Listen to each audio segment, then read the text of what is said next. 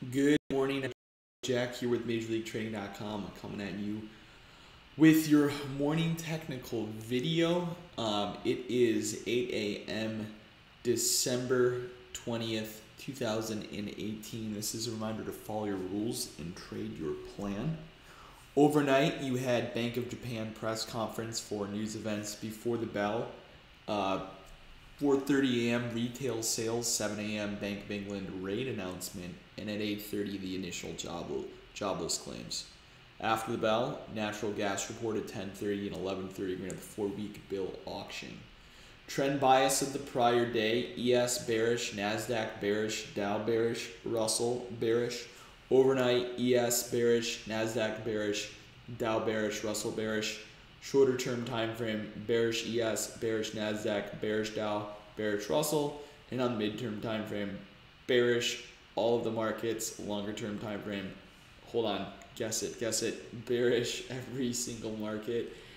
So across the board in every time frame in all markets, we are in a downtrend, simply put. We'll move into the previous day's summary for the S&P 500. Go ahead and check that out. Let me know how, am I lagging too hard? Yeah, it looks like I'm lagging pretty bad.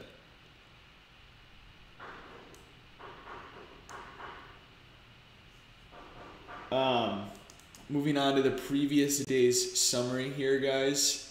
For the S&P 500, the bell-to-bell high all the way up at 25.92, 100 points higher than we're currently trading. Bell-to-bell low, 24.89.5.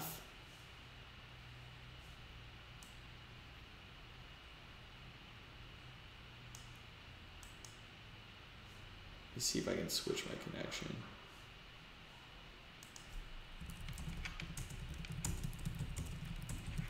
Just gonna see if you guys can hear me, because if you can't, then I'll just write something up.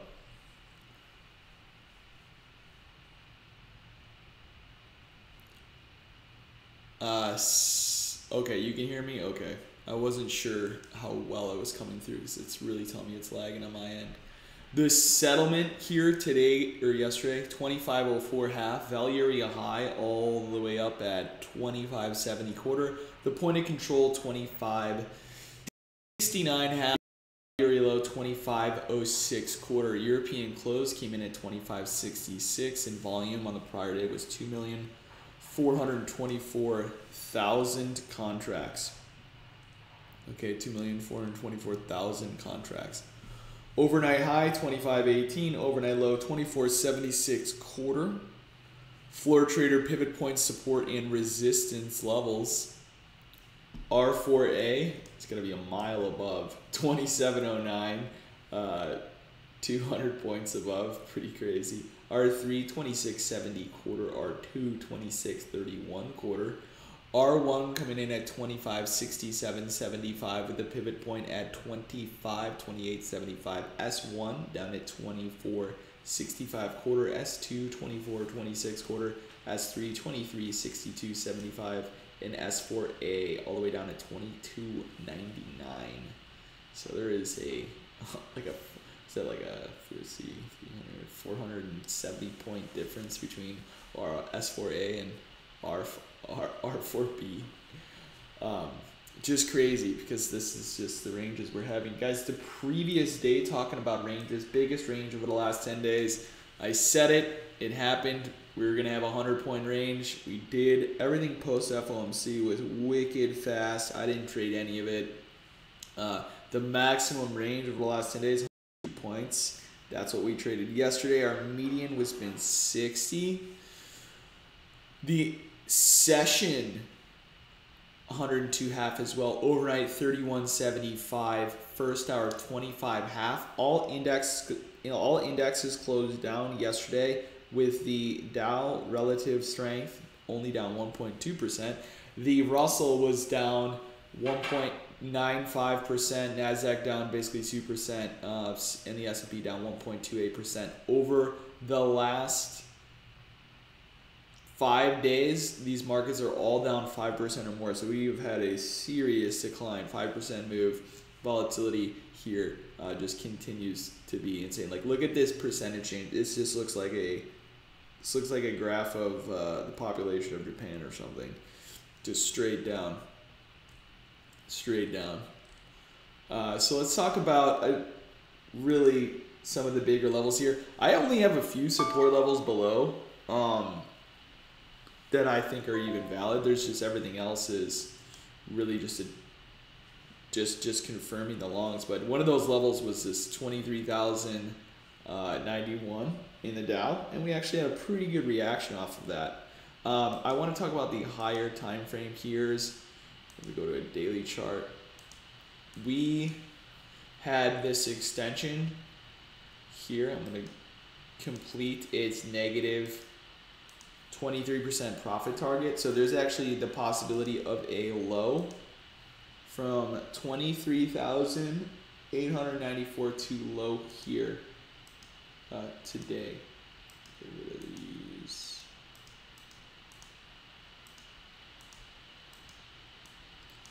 Okay, so that is really what we have actually just traded. If we break this extension, then that'll just tell us that bulls have some power behind them. But right now, the two resistance levels based on that extension, guys, are 23,377, which we've already traded here, and then the 50% retracement would be 23,476. So I'll set an alert at that. Those are the two levels that I'll be watching here first thing this morning in the Dow. Moving on to the Nasdaq. The Nasdaq was also the only other market, or the only other index, I should say, that I had a support level, and this was 6306.75. Both of these levels were in yesterday's trade plan levels that were shared, and we came down into that off the FOMC news release and press conference. What that level is, and this level goes back to 2000, I think. So you literally have to go to a 20-year monthly chart in the Nasdaq to observe this. So let's see if I can even pull that up right now. It is the high of the 2000, so the .com bubble, high to high extension. So for those of you guys who are in my Fib course or taking the boot camp and want to see something cool, this is one of the cooler sequences you'll see. Literally 18 years ago, that's when the anchor is, and that level 6306 so far has held very accurately, and in my opinion that's not random. But the low from last Monday, low to low, is the current extension sequence in the Nasdaq. So if we break above that, and a break above that would be 6444, then bulls would confirm their support.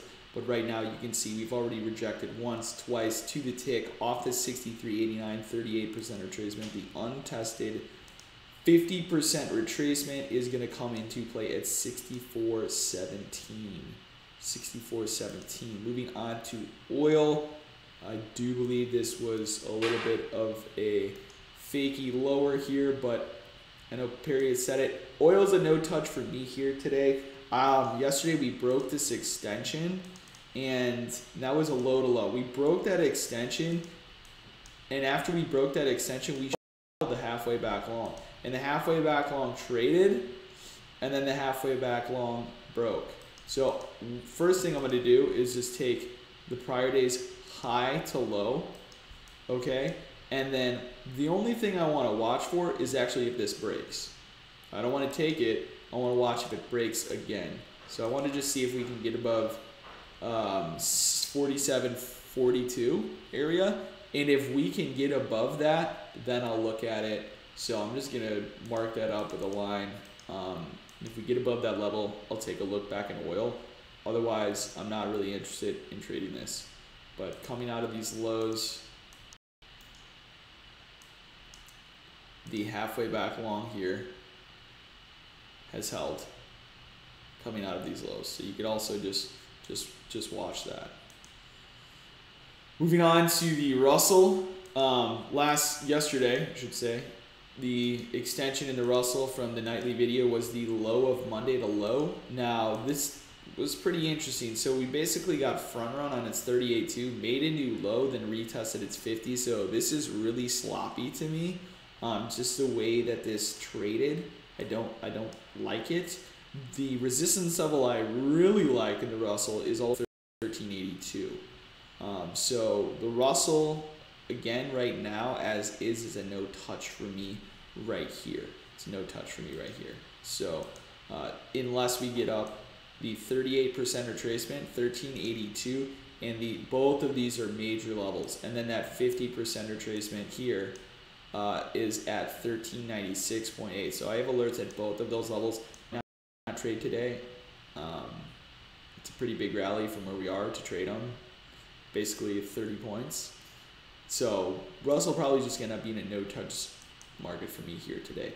For the S&P 500, this extension that we've been watching here that gave our supports earlier in the week has traded into its 61. I actually got rid of the 50% retracement, but you guys remember earlier this week I was talking about the 25, like 38, 25, 40 level.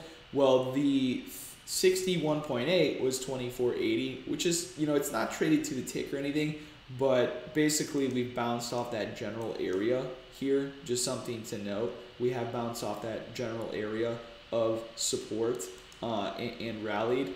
There is my next major level below is actually not till 24.27. So we did bounce a full halfway back from yesterday's 25.34. So there's a couple levels up there. Everything down here I'm not really interested in.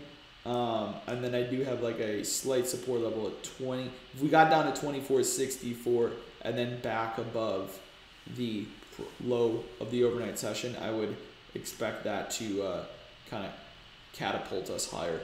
But nothing more than that. The resistance levels are above and I'm just waiting for them. For gold, gold is super aggressive to the upside. It's kind of funny how things set up. So gold just basically ripped out.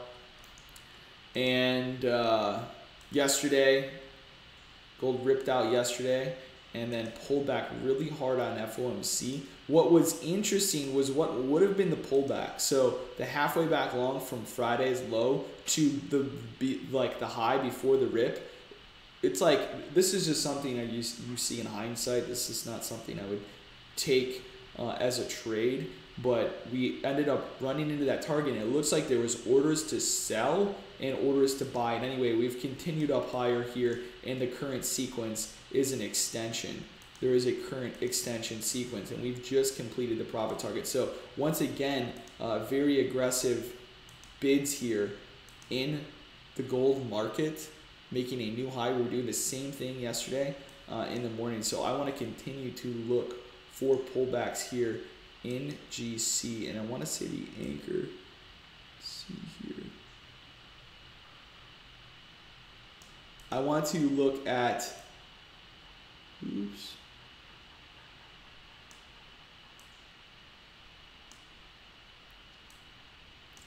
I want to look at a pullback into 1259.6 right now for the next entry. The anchor here that I am using is 1253.3, okay? So don't have that pullback yet. This will probably get adjusted. We already made a new high, but I will look for an entry here. And I continue to say that gold is in one of the better trends here, but it's just not as, these indexes, guys, they're so incredibly volatile that, especially with futures contracts, they're becoming hard to trade, because your stops, at least with the size of the stops, your stops have to be so big to stay in a good trade. You can be in a good trade with a normal stop, be taken out of that trade and see it go to your profit. So it's just been, I think the indexes are much harder to trade than they are normally if you're using tighter stops, like intraday stops. There's still, obviously there's a ton of opportunity, but I'll continue to say you really have to reduce the size you're trading and increase the size of your stops, and do not stray from that plan. these markets have just, a volatility is just something that it's historical. I was going back to the crashes of 2000 and was it 2010? 2010. I mean, and there weren't even that big of declines, but it was like the biggest days in 2010 were like 40 points. The biggest days here in 2018. This, I think, actually it's still in February. I mean, this day right here, the early February, there's 167 points. Here, 120. We got 100 yesterday. I mean, it's crazy. So, if you're participating in the combine or you're just trading futures, I think easier market to trade because you don't have to greatly expand your stops. They're so tactical, or things like gold and even oil. But that's all I got for this morning's trade plan, guys. I'll share these levels with you in the room. Everybody trade safe. Have a fantastic day. Merry Christmas if I don't see you tomorrow. And then as a reminder, room will be closed Monday and Tuesday. So that's Christmas Eve and Christmas Day. And I'll keep everybody updated with anything else. Take care.